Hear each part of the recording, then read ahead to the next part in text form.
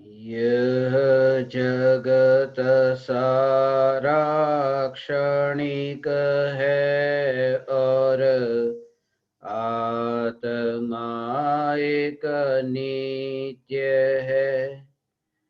आत्मा का अनुभव बस एकमात्र नित्य है।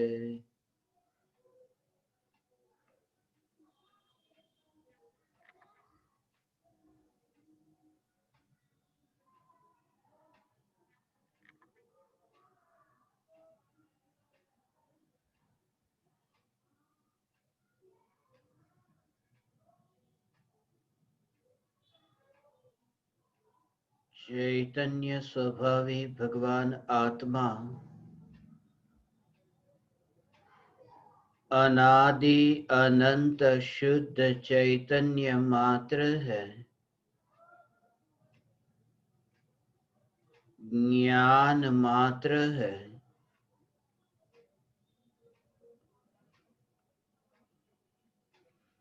मैं शुद्ध चैतन्य मात्र, ज्ञान मात्र, भगवान आत्मा हूँ।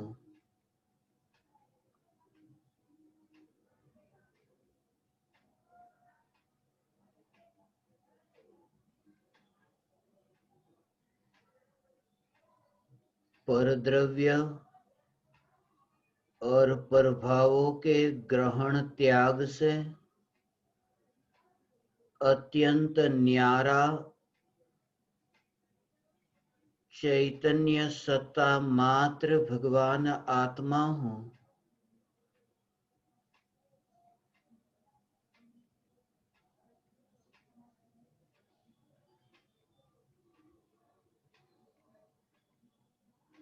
चैतन्य तत्व की ध्रुवता अनादि अनंत है।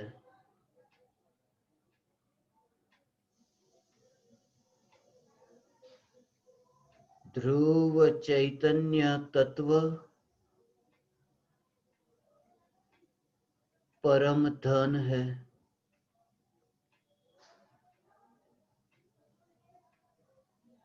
चैतन्य घन है जो परम धन है।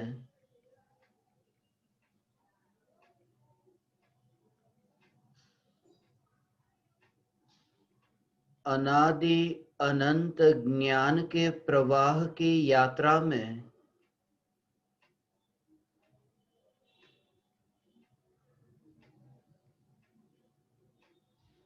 जिस ज्ञान की पर्याय में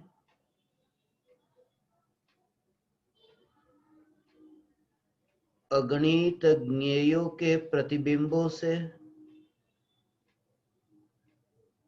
ज्ञान की पर्याय अलिप्त रही,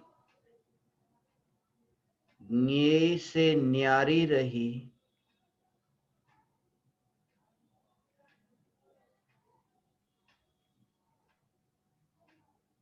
इन ज्ञान पर्यायों में व्याप्त परिणाम से न्यारा,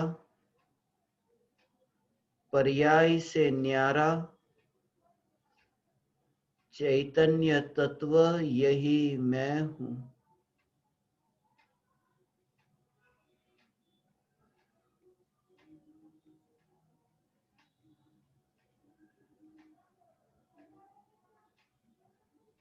देह रूपी देवल में वास करता हूँ, यह भी एक भ्रम था। एक द्रव्य दूसरे द्रव्य में कैसे वास कर सकता है? एक द्रव्य को दूसरे द्रव्य पर पराधीन होने की क्या आवश्यकता है, जब प्रत्येक द्रव्य अनंत शक्तिशाली है? फिर एक द्रव्य का दूसरे द्रव्य में वास कैसे हो सकता है? आकाश द्रव्य कि जिस आकाश में लोक के समस्त द्रव्य समाते हैं, फिर भी आकाश द्रव्य जिसकी सत्ता स्वयं के अतिरिक्त और कहीं भी नहीं है, और आकाश में रहने वाले ये जीवादि 5 द्रव्य जिनका अस्तित्व स्वयं के कारण है, जिनका होना स्वयं के कारण है, आकाश के कारण नहीं। चैतन्य परमात्मा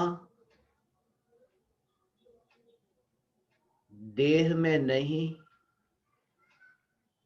मैं स्वयं निज घर में निज ग्रह में वास करता हूं।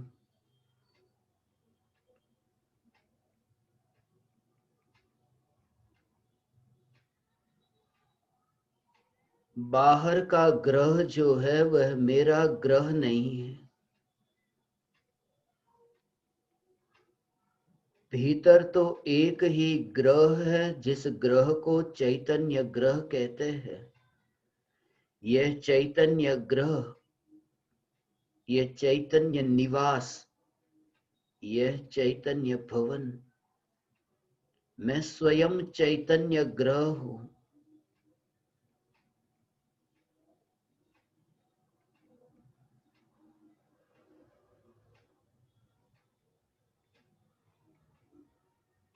देह रूपी देवल में एक बार भी जिसका प्रवेश नहीं हुआ। मैं मंदिर के भीतर जाने वाला नहीं, मंदिर के भीतर प्रवेश करने के लिए कोई द्वार खुला नहीं।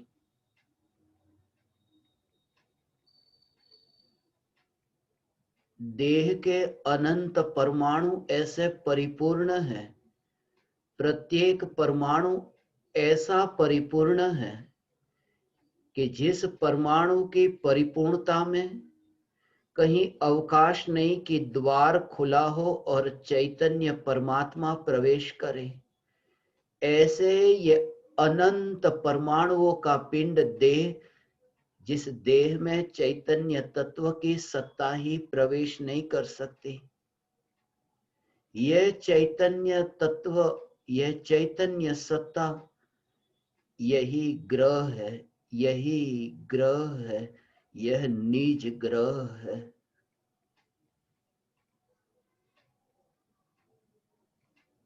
जिन ग्रह में मांस शोभा नहीं देता, जिन ग्रह में शराब शोभा नहीं देती,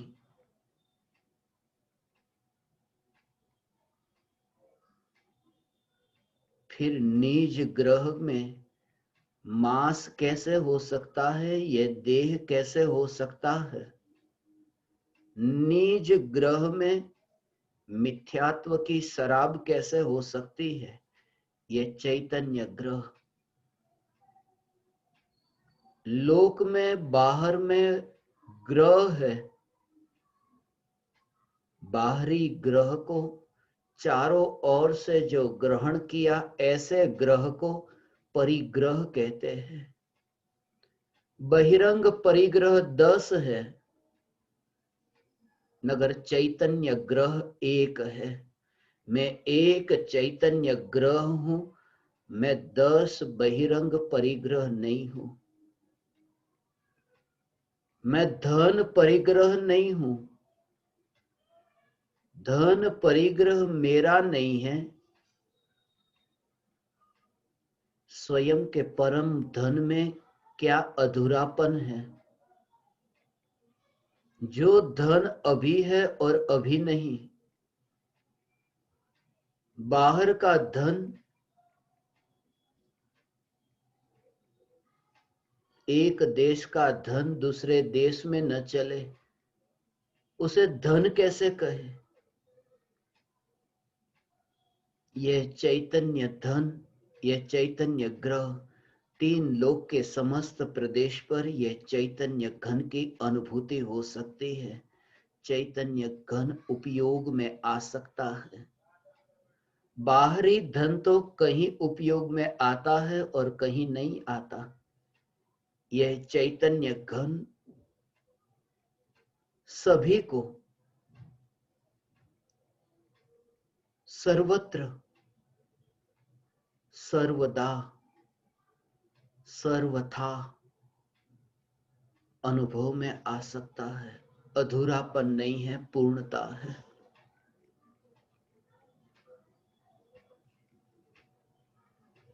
यदि मैंने धान्य परिग्रह को ग्रहण किया हो तो मैं देह हूं, मगर अनादि से धान्य को ग्रहण नहीं किया।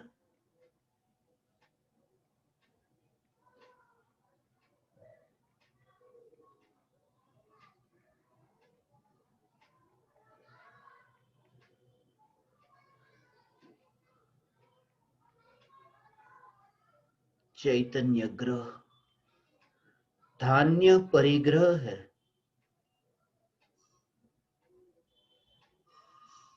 जीने के लिए धान्य को इकट्ठा किया, तैयारी की, एक साल की पूरी तैयारी कर अनाज को इकट्ठा किया। भविष्य का जिसे इतना विचार आता है, ऐसा यह चैतन्य ग्रह, यह चैतन्य परमात्मा अनंत काल के दुख का विचार क्यों नहीं करता?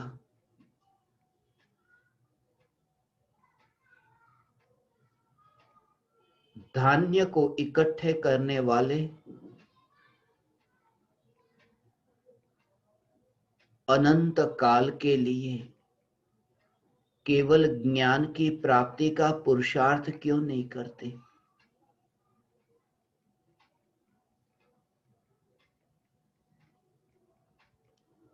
मैं सदैव चैतन्य ग्रह हूं। घर में अनाज भर के रखा है, तब भी यह जागृति कि चैतन्य ग्रह में अनाज नहीं भरा। अनाज जो परिणमित हुआ है मांस के रूप में, चैतन्य ग्रह में अनाज नहीं।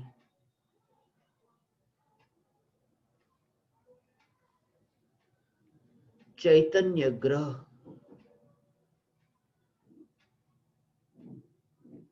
यहाँ स्वयं का कार्य स्वयं होता है। यहाँ परतंत्रता नहीं, गुलामी नहीं। बाहर में परिग्रह है, दास दासी, मगर यहाँ कोई दास दासी नहीं।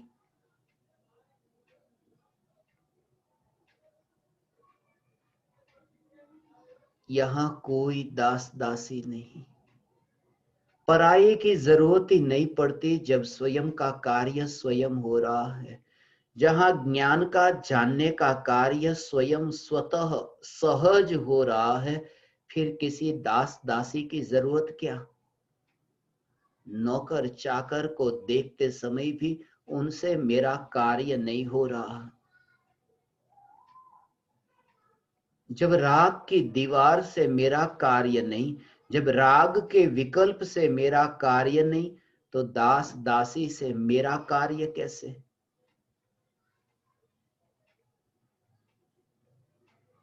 मैं दास नहीं, मैं दासी नहीं।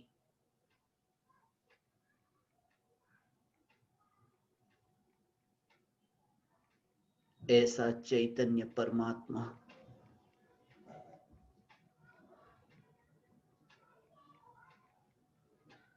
परमात्मा दास और दासी का गुलाम।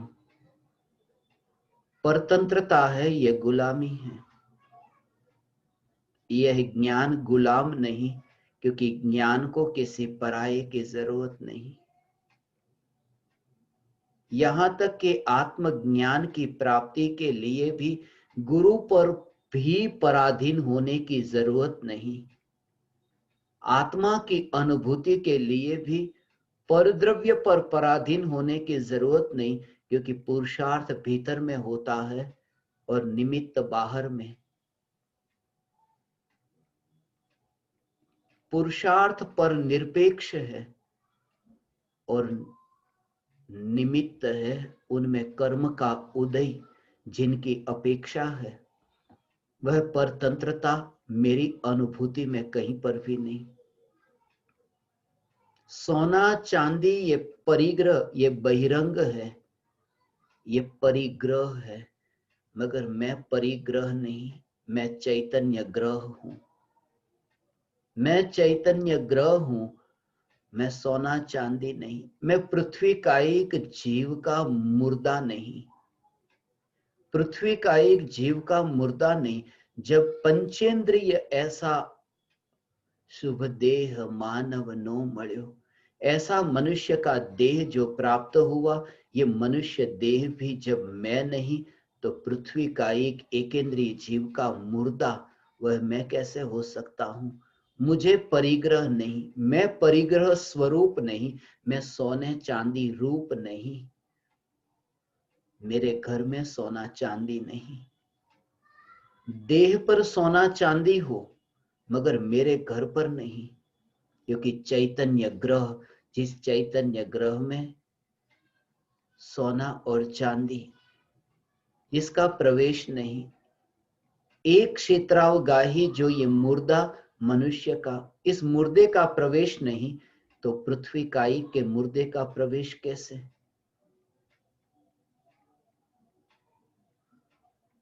मैं चार दीवार के भीतर नहीं रहता।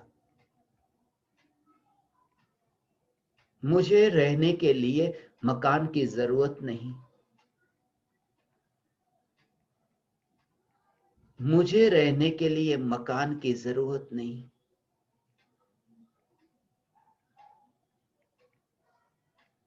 क्योंकि मैं स्वयं ग्रह हूं, मैं स्वयं एक घर हूं। मकान तो मुर्दा है, जहां लोग नहीं रहते उसे मकान कहते हैं, मगर जहां जीते जागते मनुष्य वास करते हैं उन्हें मकान नहीं, उन्हें घर कहते हैं।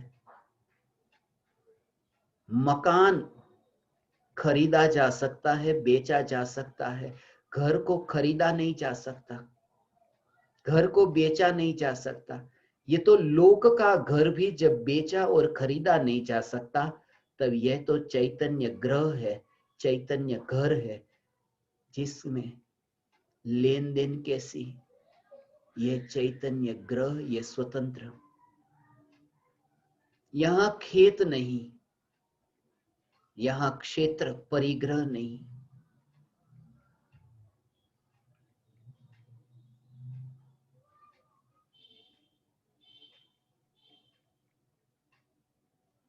मेरा क्षेत्र, मैं क्षेत्र वाला हूं मगर अपरिग्रही। मैं क्षेत्र वाला हूं, असंख्य प्रदेश ही मेरा क्षेत्र है। खेत में काम हो रहा है, बरसात के दिनों में, सर्दी के दिनों में खेत में काम होता है, गर्मी के दिनों में नहीं। यहां तो सदैव कार्य हो रहा है। खेत में, क्षेत्र में, क्षेत्र चैतन्य क्षेत्र में जानना जानना जानना ये कार्य हो रहा है। बाहर के मकान और खेत की गुलामी क्यों? मैं स्वयं चैतन्य ग्रह हूं। बर्तन,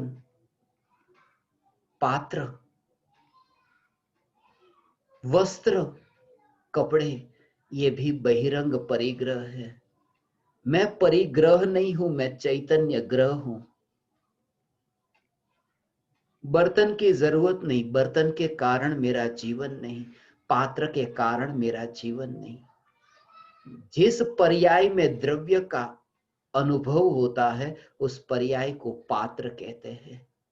जिस पात्र में चैतन्य रत्न का वास होता है, जिस पर्याय में चैतन्य तत्व अनुभव में आता है, मगर पर्याय में, जिस पर्याय में चैतन्य परमात्मा अनुभव में आता है, ये पर्याय उस पर्याय की भी गुलामी नहीं करनी पड़े, ऐसी त्रिकाल ध्रुव चैतन्य सत्ता। अनादि से पर्याय में भगवान आत्मा अनुभव में नहीं आया, फिर भी चैतन्य सत्ता सदैव सुख स्वरूप रही, सदैव सुख स्वरूप रही।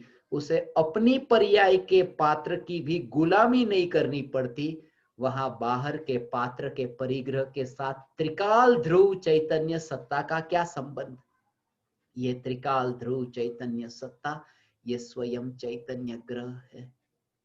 ग्रह है, मगर ग्रह में बर्तन नहीं है, पात्र नहीं है। ये बिना पात्र का ग्रह है। ये ग्रह है, ये चैतन्य ग्रह है जिसमें पर्याय का पात्र नहीं है। इसलिए सुपात्र, कुपात्र, अपात्र, ये सब पर्याय है। चैतन्य तो मात्र ग्रह है, चैतन्य ग्रह। वस्त्र के कारण मेरा जीवन नहीं,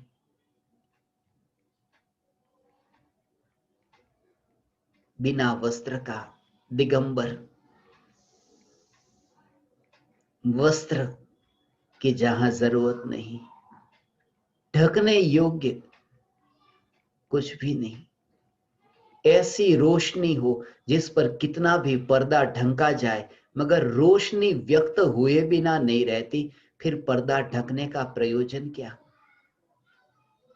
ये ज्ञान की ज्योति ऐसी प्रकाशमान है कि देह रूपी वस्त्र अनंत परमाणु का पिंड, अनंत परमाणु का पिंड ज्ञान के साथ में एक क्षेत्रावगा बंध करके रहे, फिर भी ज्ञान की ज्योति को ढक नहीं सकते। ज्ञान सदैव प्रकाशित है। देह रूपी वस्त्र भी जिसे ढक न सके, ऐसी ज्ञान ज्योति, बाहर के वस्त्र के परिग्रह से ज्ञान ज्योति का क्या संबंध? बाहर का वस्त्र ज्ञान ज्योति का क्या बिगाड़े? वस्त्र, वस्त्र तो उतर जाता है। परम कृपालु देव का वस्त्र उतर गया, राज का कोट राजकोट में उतर गया, देह रूपी वस्त्र उतर गया, मगर ज्योति को कोई फर्क न पड़ा। ये चैतन्य ज्योति, ग्रह में ज्योति होती है, मगर यहां तो ग्रह ही ज्योतिर्मय है। ये चैतन्य ग्रह ज्योतिर्मय है। मैं त्रिकाल चैतन्य ग्रह हूं। एक ही ग्रह है चैतन्य ग्रह। परिग्रह बाहर में 10 है, मगर ग्रह एक ही है, चैतन्य ग्रह। मैं त्रिकाल चैतन्य ग्रह हूं। मैं त्रिकाल चैतन्य ग्रह हूं। मैं त्रिकाल चैतन्य ग्रह हूं। चैतन्य, चैतन्य, चैतन्य।